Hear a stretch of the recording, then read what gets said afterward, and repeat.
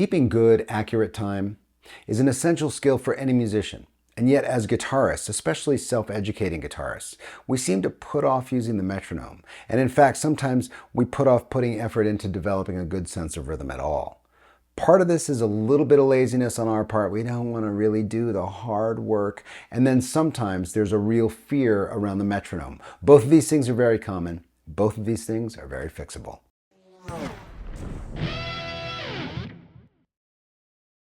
Welcome back to the channel. My name's Chris. Today you will learn some very effective subdivision metronome drills. Now I'll explain subdivision in a moment, but let's talk about this metronome. The metronome makes a very, very poor master and a very, very effective slave. As a master, it's constantly pointing out how we're failing over and over again. It's pretty relentless. But once we hook on to how this tool actually works, we can turn our efforts into success rather than just being frustrated with failure. Speaking of which, the primary reason for frustration around a lack of progress on this instrument is directly tied to a disconnect in understanding how music works and how the guitar is designed. I mean, imagine trying to master any complex tool without real guidance, right? All by yourself. It's going to take a while. If you're finally ready to understand how this instrument works, I can get you there. Consider joining the studio. The studio is my online guitar academy. I designed it with one idea in mind, and that is to replicate the experience I had as a guitarist in music school for folks who either didn't have access to or didn't have the time to invest in a formal musical education program. You can join the studio for free for 7 days, just to see how it fits. You've got nothing to lose and real progress to make, so just jump in and check it out. If you do decide to study with me, I look forward to meeting you. Okay, so I'm going to show you a few metronome drills that are really designed to get you to connect to subdivision. I'm going to explain subdivision when we zoom in, but one of the most important things about using a metronome, setting the metronome too high, where you're always failing, will bring that frustration, will just breed frustration. When you find the sweet spot where you can actually adhere to the beat, right, adhesion to that click, then you can start to succeed. And from that point, that's when you push the speed up a little bit higher. See if you can hang on. Find the place where you're falling off, where you're no longer succeeding, bring the metronome back. Get that success going again, and then push it back out. In this way, two things will happen. You'll slowly get faster and faster at your capability to adhere to the beat, and your capability to really adhere and feel the beat will increase really, really quickly. Now, there are a ton of metronome drills out there, but these, especially if you don't have a lot of good experience with the metronome yet, these will serve as a really good start. Okay, let's zoom in and put these drills right on the fretboard. Okay, the first thing we're going to do is just cover what subdivisions are. As you can see from the tab here, I've got 4 measures. We're playing the same note over and over again, but as you can see, the note sort of density per measure gets higher and higher. This is called subdivision. In this first measure here, each one of these notes is called a quarter note, and in 4/4 time, a quarter note gets 1 beat. So each one of these beats would simply be counted as 1, 2, 3, 4, and then we're done with that measure. That second measure is 1/8 notes, twice as much. In other words, each beat gets 2 notes. That's commonly counted as 1 and 2 and 3 and 4 and. When we get to the third measure over here, now we're introducing triplets. This is 3 notes per beat. And this feels a little bit different. It's commonly counted as triplet, triplet, triplet, triplet, 3 notes per beat. Finally, in that last measure, we've got 4 notes per beat. In other words, you can see those little groupings of 4 all tied together. That's commonly counted as 1E and a 2E and a 3E and a 4E and a. 1E and a. That counts for those 4 notes per beat. All right, so let me play these subdivisions for you. I'm going to play them once through and then I'll count them the second time through, just so you can get an idea.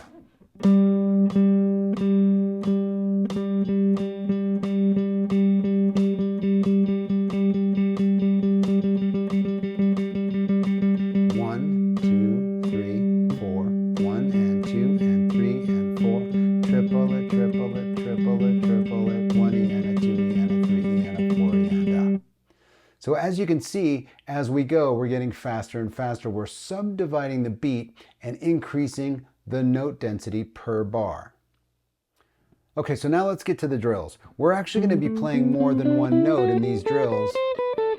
And we're going to be using this G major scale here as our source. In other words, we're only going to be playing these notes, but we're going to be using subdivisions to actually play something interesting rhythmically. What we're going to do here, the first one we're going to do is mixing quarter notes and eighth notes.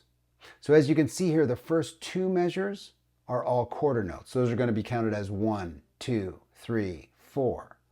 But in that last measure, as you can see, those are eighth notes. We've got twice the amount of notes in a single bar. That's 1 and 2 and 3 and 4 and. Okay? So let me play this for you, and I'll count it out as we go. Here we go. 1, 2, 3, 4. 1, 2, 3, 4. 1 and 2 and 3 and 4 and 1, 2, 3, 4. 1, 2, 3, 4. 1 and 2 and 3 and 4 and 1, 2, 3, 4. 1, 2, 3, 4. 1 and 2 and 3 and 4. 1, 2, 3, 4. 1, 2, 3, 4. 1 and 2 and 3 and 4 and. So as you can see here, we're starting to mix it up. We're using quarter notes here on these first two measures, and then we're adding eighth notes. And as the sequence repeats, we have to go back and forth, right? Switching between quarter notes and eighth notes.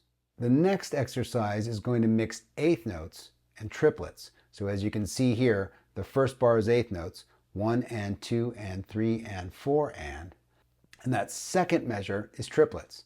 Triplet, triplet, triplet, triplet, right? One triplet for each beat. Triplet, triplet, triplet, triplet. Okay, so let me play this for you, and I'll show you what it sounds like.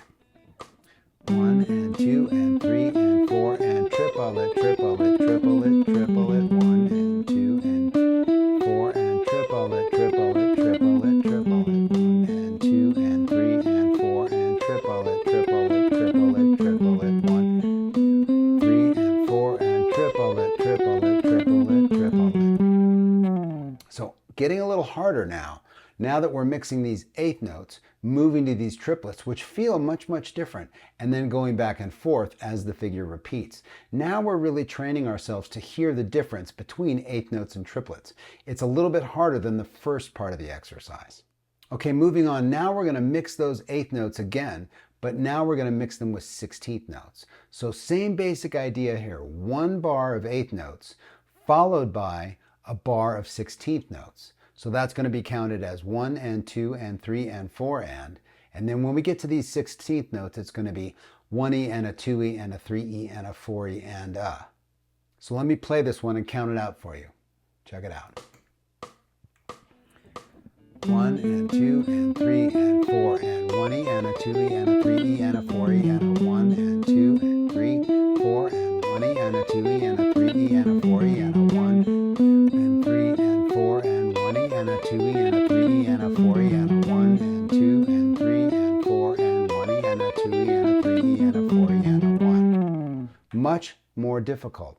But as you can see, we're now going back and forth between eighths and sixteenths, but it's twice as fast moving from the first measure to the second measure. It's a different type of challenge. One thing I think it's important to say is that when you go through these, you can set the metronome at whatever speed you want. If this is too fast, you can clearly just slow it down and practice it at a slower pace until you get it and speed it up. This isn't really about how fast you can go, it's much more about how closely you can adhere to the beat and how well you can express those subdivisions, how accurately you can play them.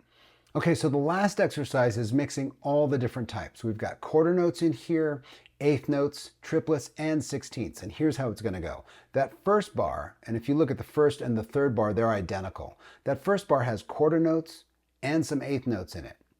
That second bar has a quarter note, 2 eighth notes, and then 2 sets of triplets. The fourth bar, that last bar there, is again a quarter note, 2 eighth notes, and 2 sets of 16th notes. All right, so I'm going to play this one. I'm going to play it a couple times and then count it through as it gets me a little out of breath. It's hard to play and sing it out at the same time, but it's a really good thing to try to do. Here we go.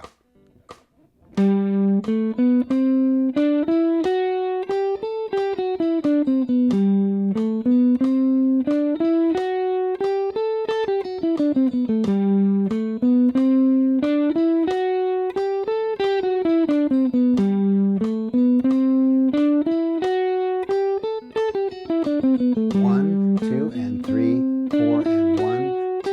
triplet, triplet, 1, 2, and 3, 4, and 1, 2, and 3, and a 4, and a 1, 2, and 3, 4, and 1, 2, and triplet, triplet, 1, 2, and 3, 4, and 1, 2, and 3, and a 4, and a 1. Whew, it's a little hard to count that one out loud while playing it, but as you can see here, this drill mixes all the stuff we've done so far. Mixes quarter notes, eighth notes, triplets, and sixteenths. This is the most challenging one. And again, I want to stress that if it's too fast, you simply slow it down. Just simply play it at a lower speed. I'm playing this at, I think, 90 beats per minute. Yeah, I'm playing this at 90. You could slow it down to 60 or something and really take your time with it. Slow it down to 40, slow it down to 50, whatever it takes to get through it accurately. And again, I can't stress this enough.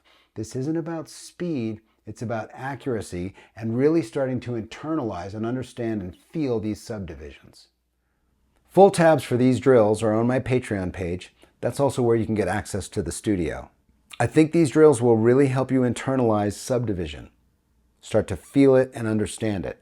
And it's that feeling and understanding, that capability to really adhere to those subdivisions and hear them and really feel them, that makes up the core of what I would call good rhythm, right?